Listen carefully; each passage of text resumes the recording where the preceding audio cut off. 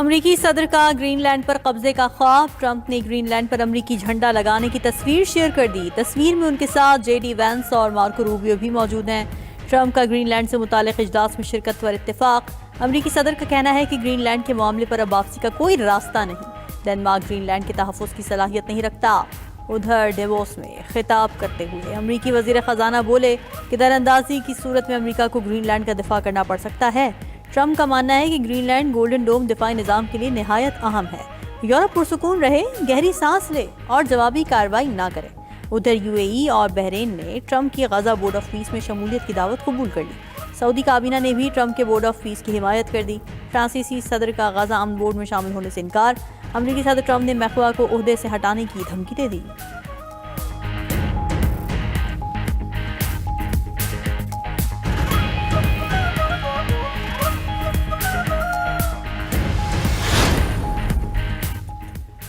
America ने जंग छेड़ी तो जवाब दिया जाएगा। डैनिश वज़ीर-ए-आज़म फ्रेडरिक्सन का ऐलान, कहा कि आलमी निज़ाम खतरे में है, बदतरीन वक्त अभी आना बाकी है। मसला ग्रीनलैंड या डेनमार्क तक महदूद नहीं रहेगा। उधर वज़ीर-ए-आज़म ग्रीनलैंड जेनिस फ्रेडरिक नेल्सन ने कहा कि हमें हर सूरत हाल के लिए तैयार रहना होगा। ग्रीनलैंड का मामला पूरी दुनिया से जुड़ा हुआ है, हमें नेटो और यूरोपीय यूनियन का साथ दरकार है।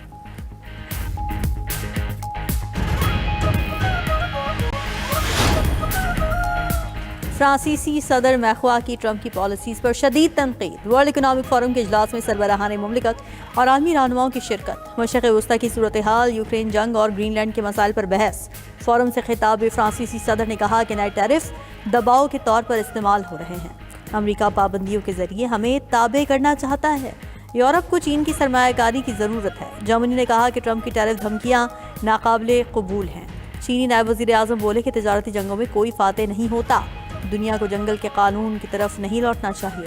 कैनेडियन वज़ीर आज़म मार्क कार्नी ने कहा कि कनाडा ग्रीनलैंड पर टैरिफ की सख्ती से मुखालिफत करता है।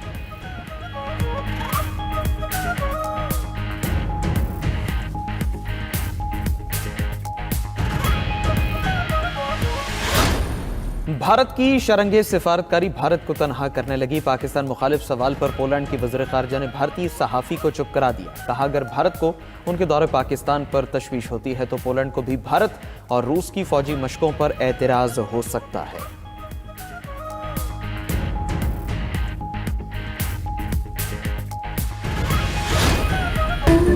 सुलगती राख, तबाह इमारत और प्यारों की तलाश के लिए आहू बका। अपनों की तलाश के लिए आए लोगों पर हर बीता लम्हा क़यामत बन गया। गुल प्लाजा किया ख़त्म हुई ना प्यारों का इंतज़ार। सानहा गुल प्लाजा में जाँ भाग अफराद की तादाद 28 हो गई। सानहे के बाद 85 अफराद अभी तक लापता। रेस्क्यू एहलकार और दीगर इदारों का सर्च ऑपरेशन जारी। लोग अपने प्यारों के इंतजार में 4 दिन से प्लाजे के बाहर मौजूद। मंगोपीर के रिहायशी मोहम्मद रफ़ीक अपने बेटे की याद में आबदीदा। मीडिया से गुफ्तगू में कहा कि बेटा नहीं मिल रहा, घर वालों से बहाने बना रहा हूँ, उसकी माँ का सामना नहीं कर पा रहा, माँ को कैसे बताऊं उसका बेटा कहाँ है। कई लापता खवातीन और बच्चों का भी कुछ पता न चल सका। प्लाजा के बाहर मौजूद लोगों का कहना है उनका हर लम्हा क़यामत की तरह गुजर रहा है।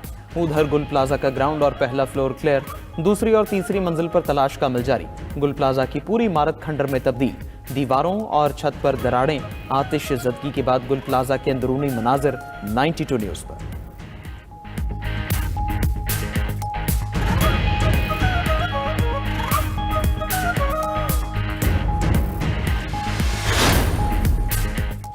गुल प्लाजा से मिलने वाली 27 लाशों का पोस्टमार्टम मुकम्मल। पुलिस सर्जन डॉक्टर समिया का कहना है कि 50 लवाहिकीन के डीएनए नमूने हासिल कर लिए।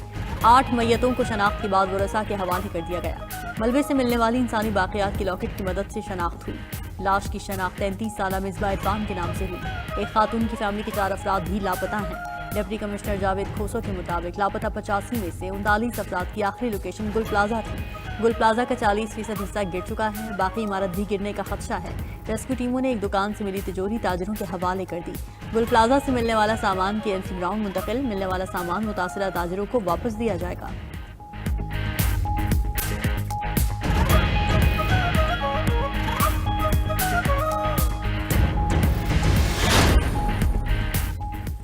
खैबर पख्तूनख्वा के साथ इम्तियाजी सलूक किया जा रहा है। NFC की मद में सूबे को 647 अरब रुपए नहीं मिले। 40 अरब वज़ीर आज़म ने सूबे के रोके हुए हैं।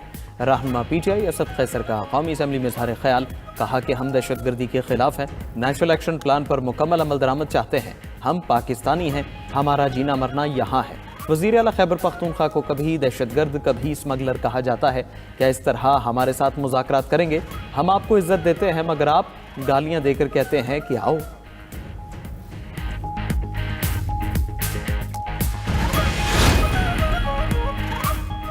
खैबर पख्तूनख्वा में दहशतगर्दी के खात्मे तक ऑपरेशन जारी रहेंगे। एक लीडर कहता था रुलाऊंगा, देख लें अब कौन रो रहा है। वज़ीर दिफा ख्वाजा आसिफ की कौमी असम्बली में PTI पर कड़ी तनकीद। ख्वाजा आसिफ की तकरीर के दौरान अपोजिशन का शोर शराबा, नारेबाजी की। वज़ीर मुमलिकत दाखिला तलाल चौधरी बोले कि PTI की पॉलिसीज और नालायकी से KP जल रहा है। खैबर पख्तूनख्वा हुकूमत की कारकर्दगी सिफर है। खैबर पख्तूनख्वा में CTD क्यों नहीं बनाई गई? ये दहशतगर्दों से हमदर्दी काट खेल रहे हैं।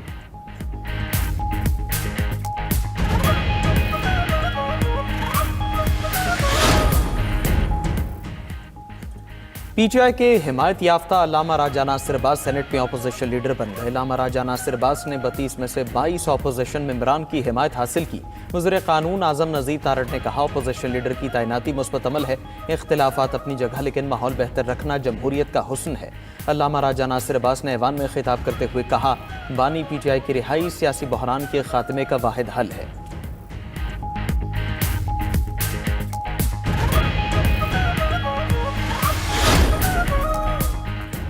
बानी PTI से फैमिली और पार्टी रहनुमाओं की मुलाकात ना हो सकी। चेयरमैन PTI बैरिस्टर गौहर की मीडिया से गुफ्तगू, कहा कि चीफ जस्टिस पाकिस्तान से मुलाकात के लिए 3 घंटे तक इंतजार किया। चीफ जस्टिस से दोबारा मुलाकात की कोशिश की। बानी से मुलाकातें हमारा आईनी और कानूनी हक है। मजीद कहा कि अगर कोई बैकडोर रब्ता हुआ तो हम छुपाएंगे नहीं। हमारा फिलवक्त एस्टैब्लिशमेंट समेत किसी से रब्ता नहीं। KP में PTI की हुकूमत पर इल्जामात नहीं लगना चाहिए। इल्जामात लगाने वाले सबूत भी लाएं।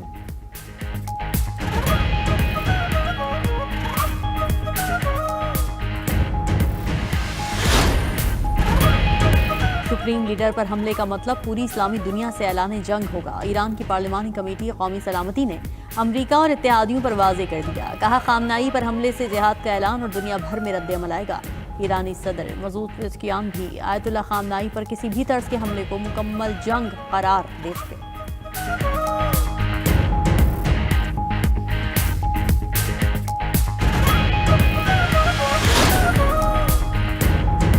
यूरोपीय यूनियन का ग्रीनलैंड के मामले पर अपनी पोजीशन से पीछे हटने से इनकार। यूरोपीय यूनियन की खारजा पॉलिसी की सरबराह काजा कालास ने खबरदार किया कि अमेरिकी सदर ट्रंप की टैरिफ धमकियों से अमेरिका और यूरोप दोनों मुतासर होंगे। टैरिफ दोनों फरीकों की खुशहाली को नुकसान पहुंचाएंगे। यूरोपीय यूनियन ने ट्रंप की धमकी को ब्लैकमेलिंग करार दिया।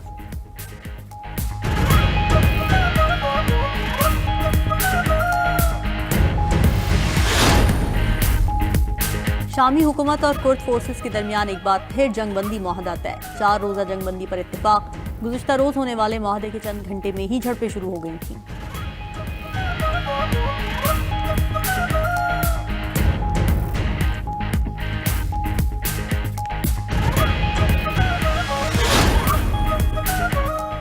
बरतानिया ने चीन के मेगा सिफारत खाने की तामीर की मंजूरी दे दी। गैर मुल्की मीडिया के मुताबिक सिफारत खाने की तामीर की इजाज़त कुछ शराइत के तहत दी गई। फैसला उस वक्त सामने आया जब बरतानवी वज़ीर आज़म की एयर स्टार्मर का जल्द दौरा चीन तय है।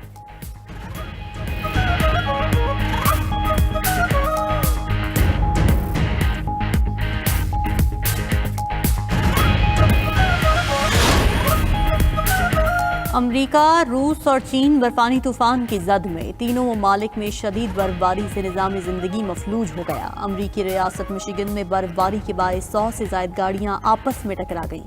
मुतअद्दिद अफराद जख्मी।